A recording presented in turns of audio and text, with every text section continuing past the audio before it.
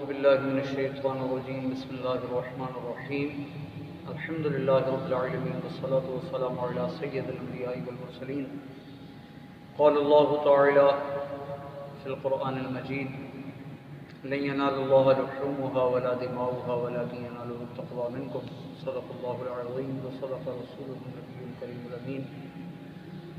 معزز سامعین و ناظرین، السلام علیکم ورحمۃ اللہ وبرکاتہ. جس طرح کہ گزشتہ اپنے درس میں آپ سے وعدہ کیا تھا کہ اس کا حصہ دوم انشاءاللہ العزیز مکمل کریں گے اور آپ کو مکمل سمجھانے کی کوشش کی جائے گی کہ یہ قربانی صرف عید الاضحیٰ پر نہیں آتی. صرف ہم نے 10، 11، 12 ایام نحر جو دن گزارے ہیں یا گزارتے ہیں یا آئندہ زندگی میں گزاریں گے، ان دنوں میں صرف قربانی کا درس قرآن کریم ہمیں نہیں دیتا. جس طرح اپنے سابقہ درس میں آپ کو عرض کر رہا تھا کہ جب حضرت ابراہیم خلیل اللہ علیہ السلام 13 سال کے بعد اپنی پیاری بیوی، اپنے پیارے صاحبزادے حضرت بی بی حاجرہ سلام اللہ علیہا، حضرت اسماعیل علیہ السلام کے پاس پہنچے ہیں، تو اب قرآن نے آپ کو سورہ صافات میں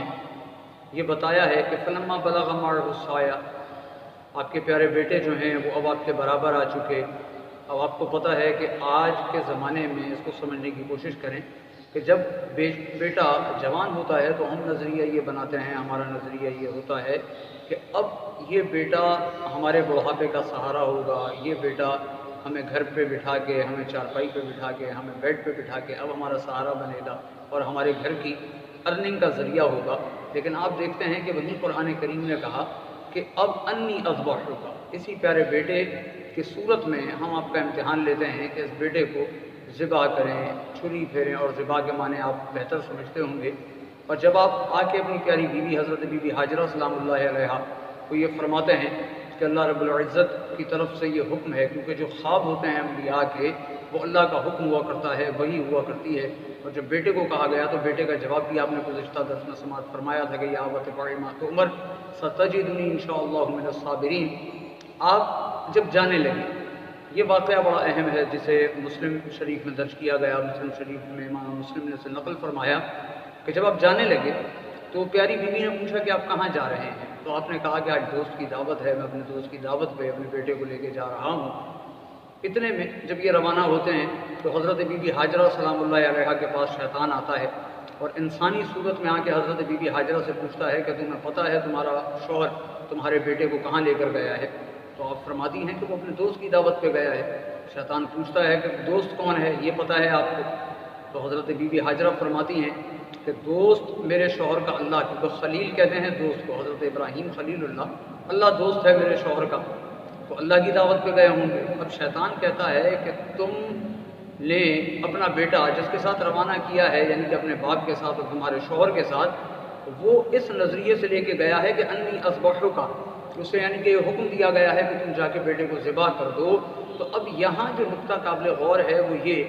جس طرح میں سابقہ درس میں عرض کر رہا تھا کہ یہ واقعہ ہماری بہنوں، بیٹیوں، ماؤں کے کام آنے والا واقعہ ہے کہ آج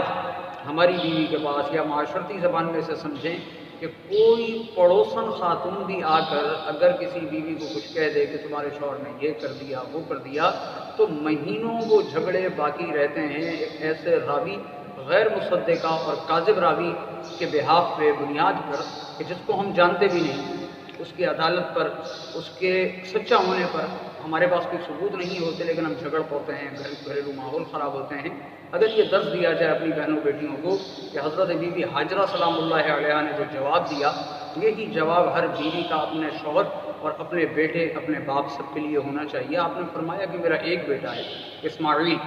اگر میرے ہزاروں بیٹے بھی ہوتے اسماعیل تو میں اللہ کی راہ میں قربان کر دیتی اور اللہ کی راہ میں پیش کر دیتی. تو یہ وہ تربیت تھی کہ یا ابت افعل ما تؤمر ستجدنی انشاءاللہ من الصابرین، کہ اے میرے پیارے ابا جان،